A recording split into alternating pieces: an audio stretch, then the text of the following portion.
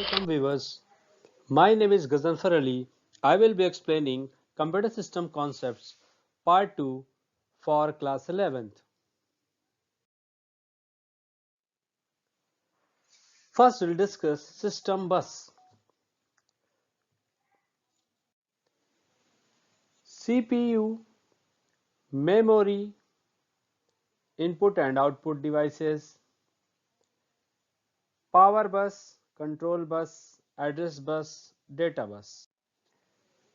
These are the different parts.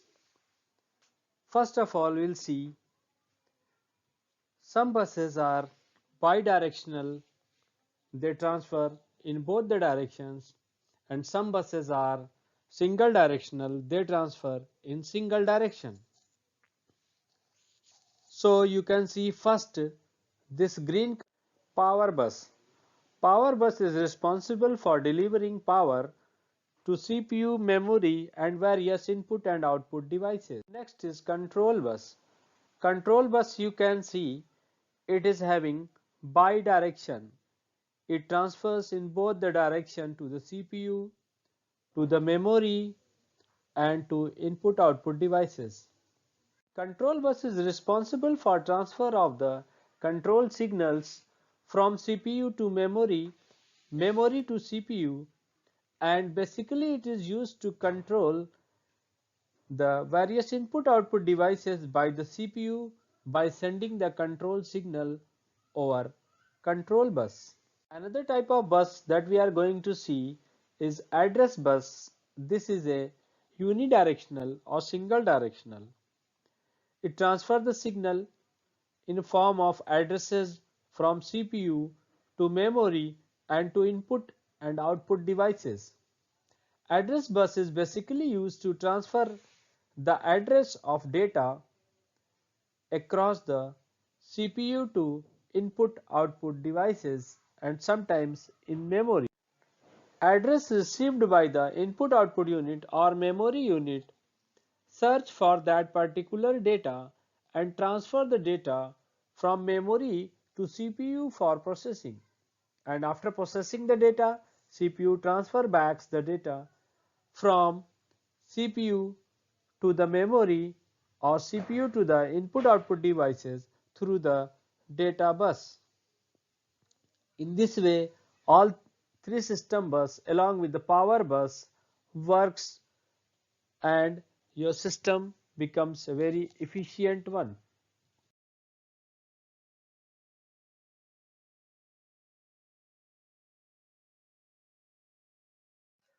Mobile system organization. Mobile systems are the tiny computers in your hand. Although they have very less computing power compared to the bigger versions. They handle diverse type of applications such as making call through radio signal, offering camera utilities, handling touch sensitive screen, display audio video content but having little battery base power, etc. First of all, we'll discuss mobile processor, that is CPU, along with the RF transceiver and SIM. Mobile processor is the brain of a smartphone. CPU receive commands, make instant calculations, play audio video, stores information and send signal through the devices. CPU of a mobile system has majorly two sub-processor type: Communications Processing Unit, Applications Processing Unit APU. The Communications Processing Unit mobile system input-output unit, this subsystem is responsible for making and receiving phone calls on a mobile handset.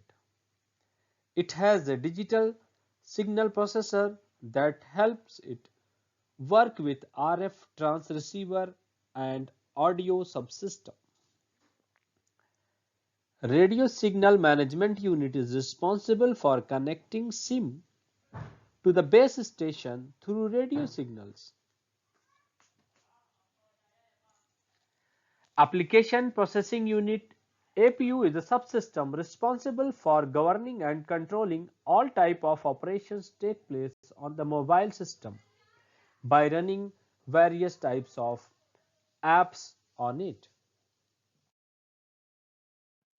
Display subsystem. This subsystem is responsible for providing display facilities, touch sensitive interface and touch sensitive keyboard. With the help of display subsystem only, the mobile's touchpad and various gestures work on the screen. Camera subsystem. This subunit is designed to deliver a tightly bound image processing package and enable an improved overall picture and video experience. It has an integrated image signal processor, ensure things like instant image capture, high resolution support, image stabilization, and other image enhancement. With the help of camera subsystem, you can capture beautiful image in a class quality. Mobile system memory. It is basically of two types, RAM and ROM. RAM, random access memory. It works when the power of the system is on. Whatever apps which run first loaded in the RAM and then executed. This app RAM remain in the RAM for a longer time. Then it is shifted to the background. More RAM means better performance, faster smartphone, and the data in the RAM get erased when once the system is power off. Another type of memory, ROM, read-only memory. It is a part of mobile system internal storage. It is not accessible for users to write on and thus referred as read-only memory. Basically a flash memory or EEPROM, that is electrically erasable programmable memory. ROM is a part of mobile's internal storage where the operating system resides. It also has some pre-installed apps which run on the computer system.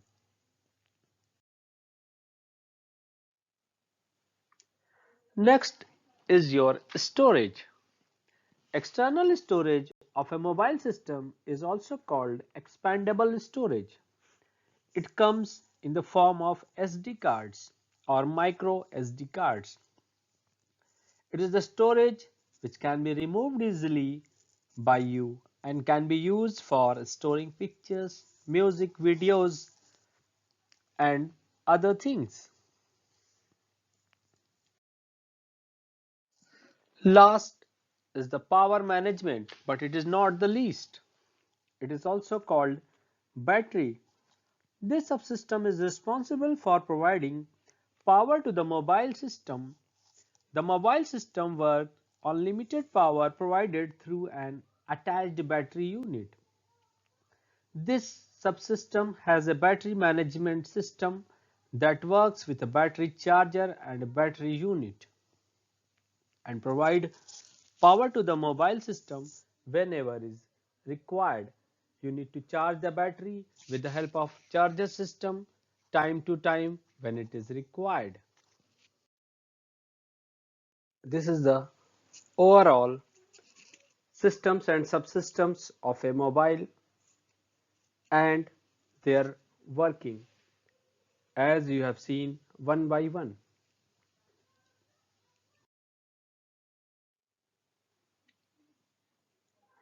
Let us see various components of the mobile, how they exist in real life in a form of hardware. You can see them one by one on the screen.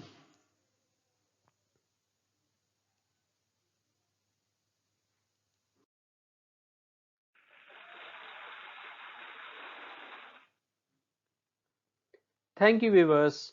Thanks for watching. See you in the next part. Till then, bye bye. Take care.